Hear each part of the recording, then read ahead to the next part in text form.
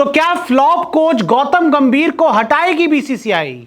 नए कोच की लिस्ट आई, रेस में शामिल हैं 4 बड़े चैंपियन।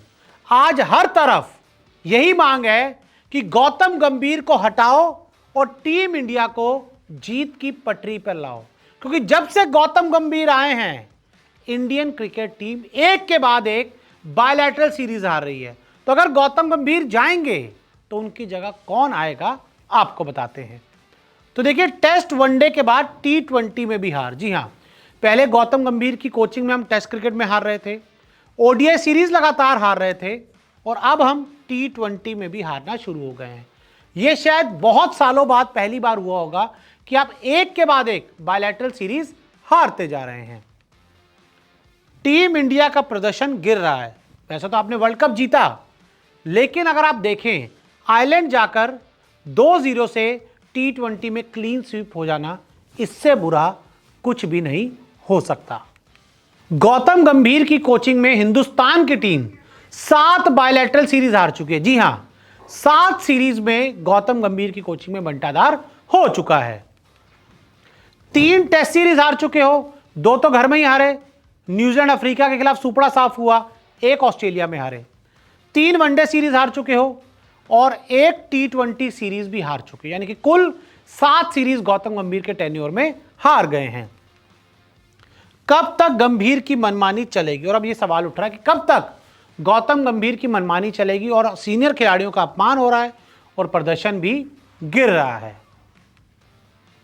4 नए दमदार कोच तैयार हैं, और वैसे मैं आपको बता दूं कि अगर गौतम गंभीर की विदाई होती है, आपके पास 4 कोच अभी से रेडी हैं। आशीष नेहरा सबसे अच्छे विकल्प है। आशीष नेहरा को हमने देखा गुजरात टाइटंस के साथ पिछले 4-5 साल से लगातार जुड़े हुए हैं, और जब से आशीष नेहरा मतलब शुरुआत से जीटी में, जब से वो उन्होंने कोचिंग का रोल संभाला है, तो उनकी कोचिंग में एक अलग चीज़ देखने को मिल रही है। बहुत ही कम्युनिकेटिव हैं, लगातार बात करते रहते हैं, और खिलाड़ियों से उनके मतभेद की कभी भी कोई खबर बाहर नहीं आती। हर खिलाड़ी को अपना परिवार की तरह समझते हैं। लेकिन गौतम गंभीर के साथ तो यही है, कभी इस खिलाड़ी से लड़ाई, कभी उस खिलाड़ी से लड़ाई, विराट से, रोहित से, इससे उससे, सबसे लड़ाई। मतलब बहुत ही ज़्यादा इनको लेकर जो चीज़ें नेगेटिव रहती हैं। खिलाड़ियों से मनमुटाव नहीं होता। अब आशीष नेहरा का जैसे मैंने बताया कि अगर वो कोच बनकर आएंगे तो ये क्लियर है कि किसी भी खिलाड़ी से उनका मनमुटाव नहीं होगा। वो बहुत ही कूल आदमी है, चिल आदमी है। वैसे फील्ड पर एग्रेसिव नजर आते हैं, लेकिन बाकी समय पूरी तरह से चिल रहते हैं। सौरव गांगुली भी कोच बनना चाहते हैं। सौरव गांगुली दादा, इंडियन क्रिकेट के one of the greatest captain में से एक, वो भी कह चुके कि मैं कप्तान बनना चाहता हूं। तो उनके बारे में भी आप सोच सकते हो, दादा भी अच्छा विकल्प हो सकते हैं। वीरेंद्र सहवाग अच्छे विकल्प हो सकते हैं। अब वीरेंद्र सहवाग भी कुछ साल पहले ये ख्वाहिश जता चुकी हैं कि मैं, अगर मुझे कहा जाएगा तो मैं इंडियन टीम का कोच बन जाऊंगा।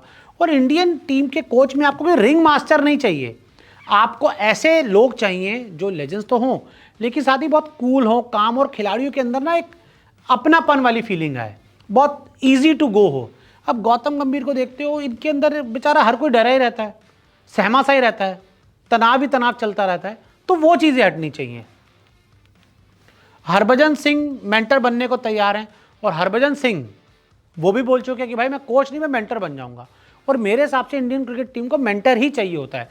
बाकी batting coach, bowling coach, fielding coach, assistant coach सब होते हैं, एक मेंटर चाहिए होता है, बड़ा भाई, जो चीज़ों को बहुत काम रखे, पॉलिटिक्स वगैरह दूर रखे और किसी से लड़ाई झगड़ा ना करे।